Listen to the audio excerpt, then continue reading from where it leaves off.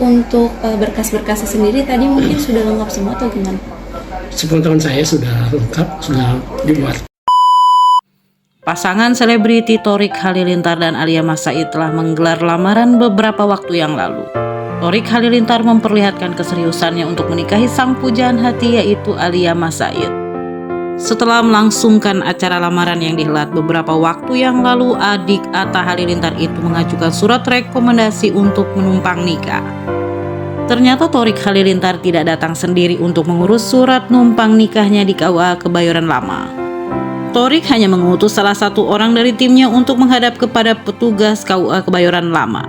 Kepala Kantor Urusan Agama Kebayoran Lama, Bapak Khalabi, mengungkapkan bahwa Thorik akan menikah dengan anak dari mendiang almarhum Aji Mas Said dan Reza Artamevia itu di luar wilayah Kebayoran Lama, Jakarta Selatan. Kepala Kantor Urusan Agama Kebayoran Lama, Bapak Khalabi, mengatakan bahwa pihaknya sudah menerima berkas surat numpang nikah dari Thorik Halilintar dan Alia Mas Said, di mana lokasi KUA itu adalah wilayah dari kediaman Alia Mas Said, dan Khalabi pun sudah mengecek berkas numpang nikah dari Thorik dan Alia. Cuma kami belum bisa menyebutkan kapan dan di mana mereka akan menikah.